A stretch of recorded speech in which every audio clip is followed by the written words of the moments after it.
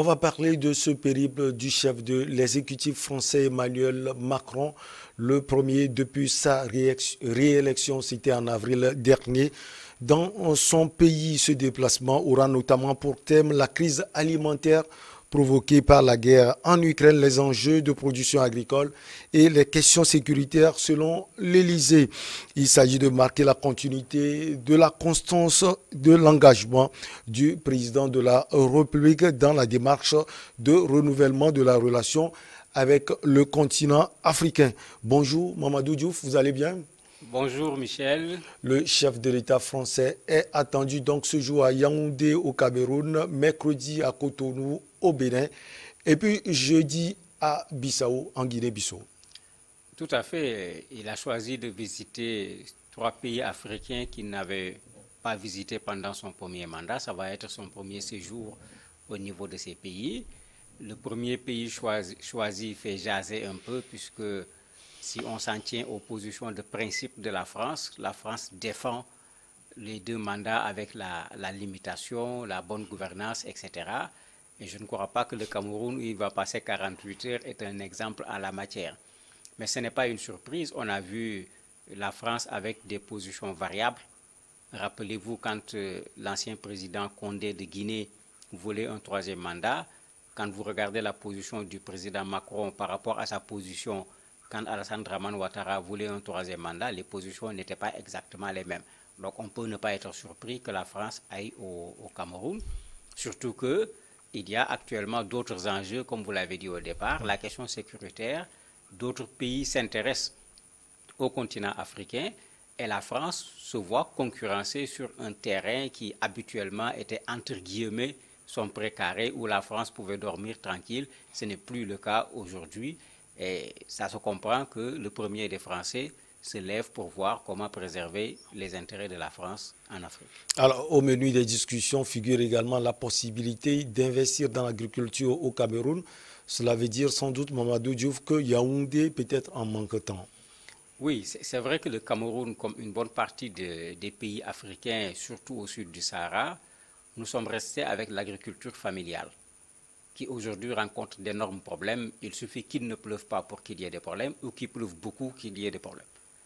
Parce que nous dépendons fortement de la pluviométrie par rapport à cette agriculture, alors que de plus en plus, les gens se débrouillent pour cultiver sans que ce soit la pluie qui devient l'élément fondamental.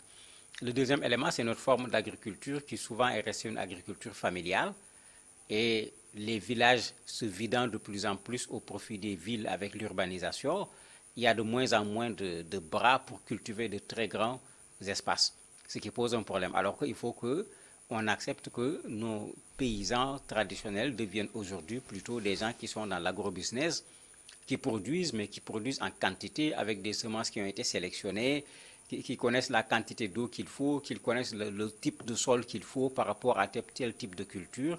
Si le Cameroun n'a pas l'ensemble de ces éléments, plus éventuellement la force financière pour le faire, que le Cameroun s'adresse à la France, à mon avis, ça ne pose aucun problème. D'autres pays le font en s'adressant à Israël, par exemple, ou à d'autres pays qui ont une certaine expérience en la matière.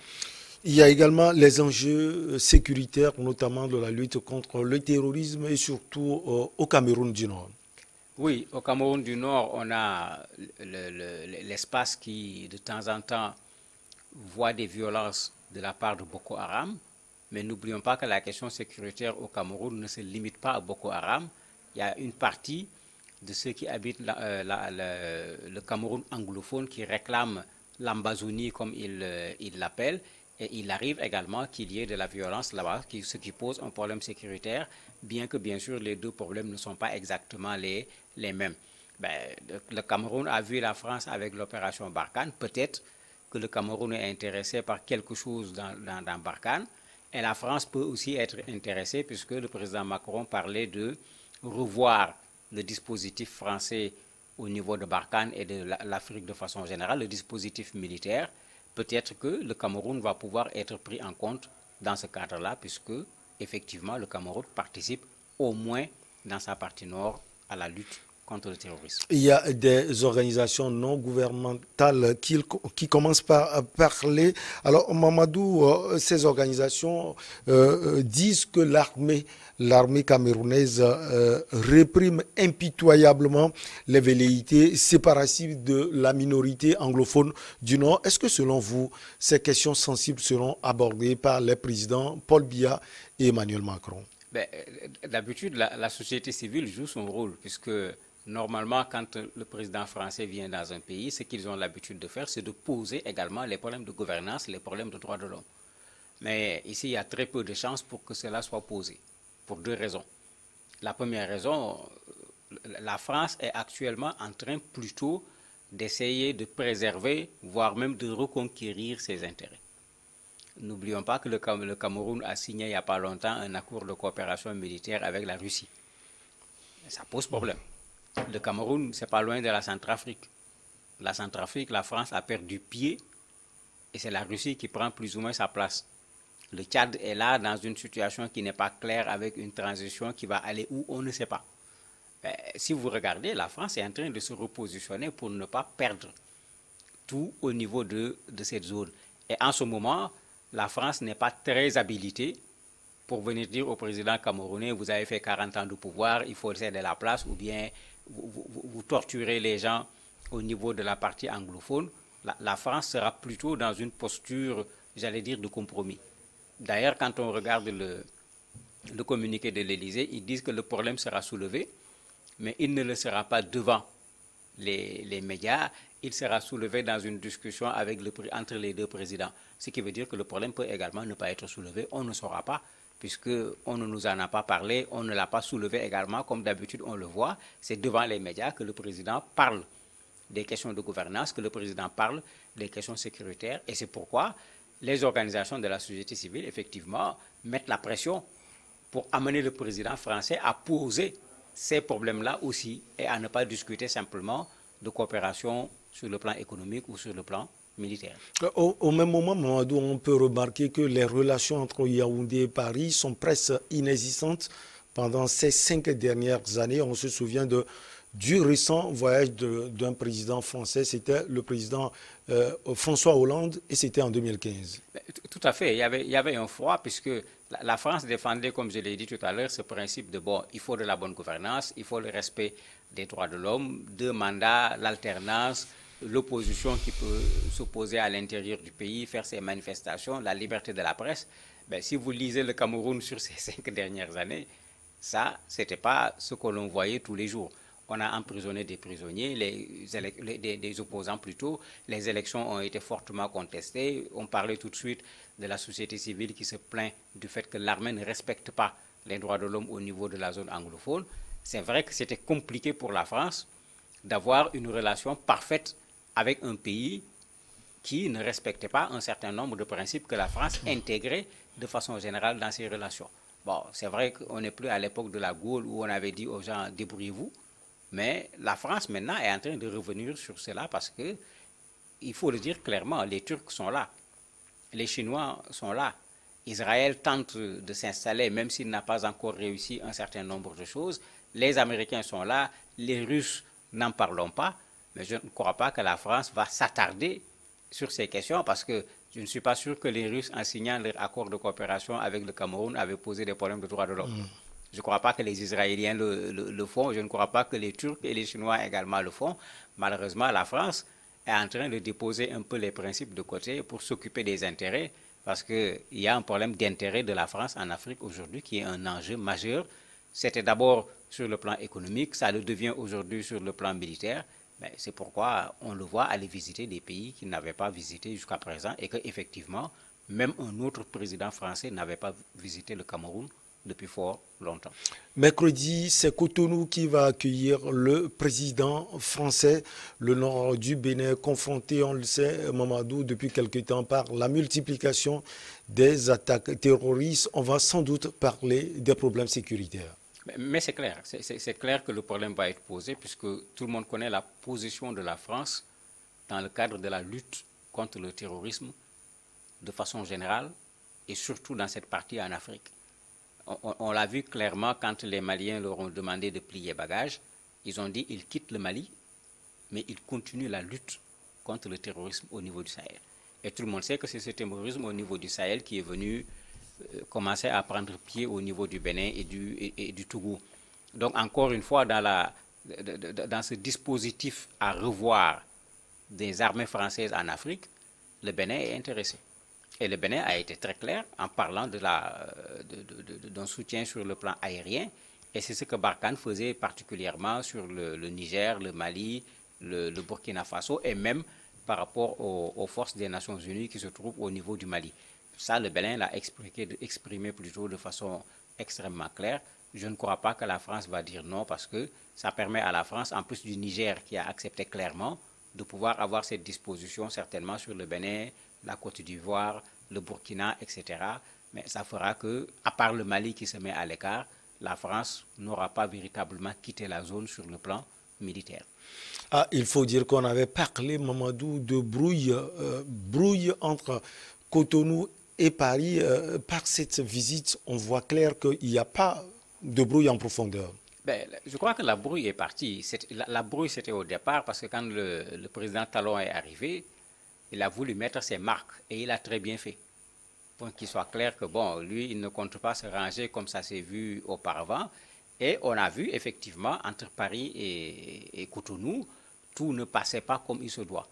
Mais si vous remarquez, à partir du moment où Paris a accepté de rendre les œuvres d'art qui avaient été pillées au niveau du Bénin, depuis lors, les relations semblent aller de mieux en mieux.